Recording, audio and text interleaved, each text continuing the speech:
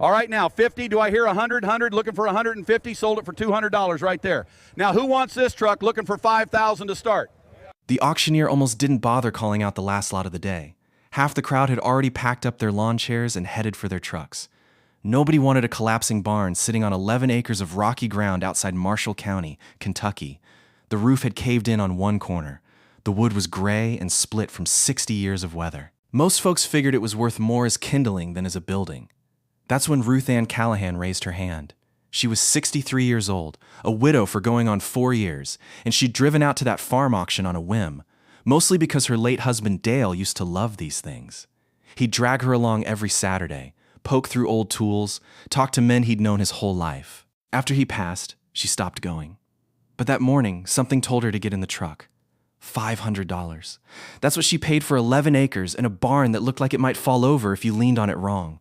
Her son Michael about had a fit when she told him. He farmed 300 acres of soybeans over in the next county and didn't have a lot of patience left for what he called sentimental nonsense. He told her flat out, over Sunday dinner, that she'd wasted good money on a pile of rotten lumber and that she ought to have that thing bulldozed before it hurt somebody. Ruth Ann just smiled and said she'd think about it. She didn't think about it for long, because the very next week, she drove out to walk the property, and that's when things got strange. The barn had been built sometime in the 1950s by a farmer named Elias Whitfield, according to the county records she'd pulled. Whitfield had run cattle on that land for decades before he passed with no children to take it over. The place had sat empty for years, passed between a couple of distant relatives who never did a thing with it, until it finally landed at auction. Walking through the wreckage, careful where she stepped because the floorboards groaned under her boots, Ruth Ann noticed something odd about the back wall. It wasn't lined up right. The barn was maybe 40 feet deep, but from the outside, measuring the way Dale had taught her years ago, walking off her paces, it looked closer to 50. She stood there a long moment, boots planted in the dust, staring at that wall. Now, Ruth Ann wasn't an engineer. She'd spent 31 years teaching 3rd grade at Marshall County Elementary before retiring, and she didn't know the first thing about construction. But she knew numbers, and numbers don't lie. 10 feet of barn was missing somewhere, and she aimed to find out where it went. She called her nephew Tommy, a young man who did odd carpentry jobs around the county, and asked him to come take a look. Tommy laughed at first, told her old barns settle funny, walls shift, nothing to worry about. But when he ran his own tape measure and got the same results she did, his laughing stopped. They found it 2 days later, behind a false wall built out of the same weathered lumber as the rest of the barn, so cleverly matched that unless you were looking for it, you'd never know it was there. Tommy pried back one board, then another, and behind that wall was a room.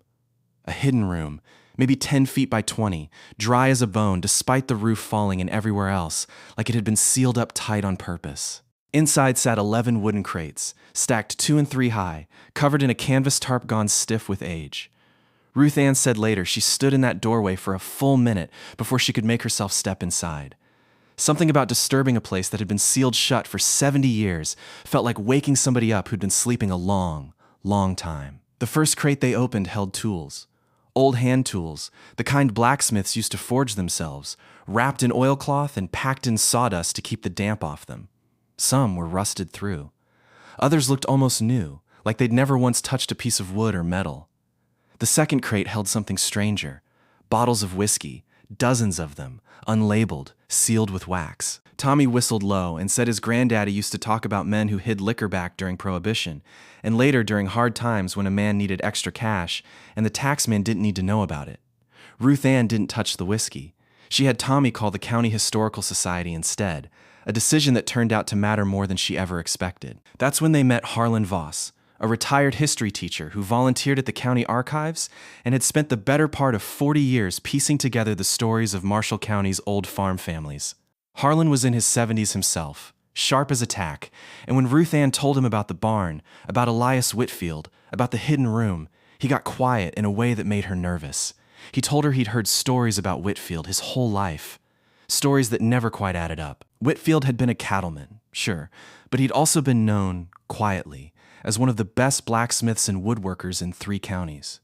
Men used to bring him tools to repair, harnesses to mend, and every so often, Harlan said, there were whispers that Whitfield had been part of something bigger. That during the hardest years, the years right after the war, when money was scarce and farms were failing left and right, Whitfield had used that hidden room to help neighbors quietly, storing goods, trading favors.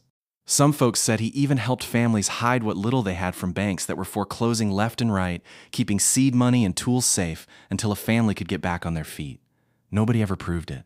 Whitfield never told a soul, not even, it seemed, his own family.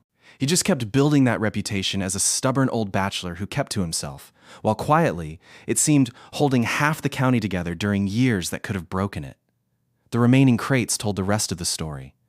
Ledgers, water-stained but legible, listing names Ruth Ann recognized from around the county, names still farming that same ground today. Notes about tools loaned, debts forgiven, seed grain shared during the drought years of the early 50s.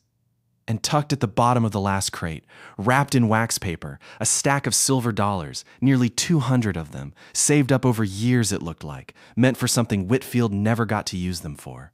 Michael, Ruth Ann's son, came out to see it all for himself once word got around. He stood in that hidden room a long time, running his hand along the old workbench Whitfield had built into the wall, and Ruth Ann said she watched her son's whole attitude change right in front of her. He told her he was sorry for what he'd said about wasting money. Said he hadn't understood what she was looking for out there. Hadn't understood that sometimes the things worth the most aren't the things you can measure by the dollar you spent. Ruth Ann didn't rub it in. She just told him what her own grandfather used to tell her, growing up on a dairy farm 2 counties over.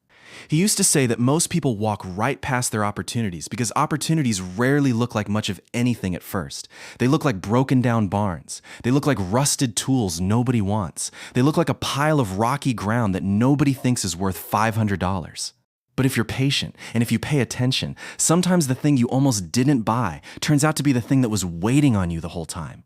Word got out around Marshall County fast. The local paper ran a story on it, and pretty soon folks were driving out just to see the barn, to stand where Elias Whitfield had quietly helped half the county survive its hardest years without ever asking for credit.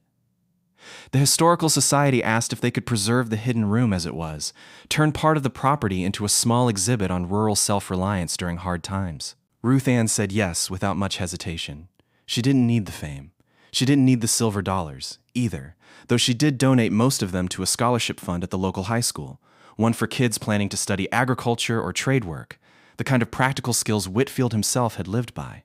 What she kept was the barn itself, or what was left of it. Tommy and Michael spent the better part of a year rebuilding it board by board, using as much of the old lumber as they could save, patching in new wood where they had to, careful to keep the bones of the place intact.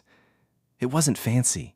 It wasn't meant to be. But by the time they finished, it stood straight and solid again, the way it must have looked back when Whitfield first raised it with his own 2 hands.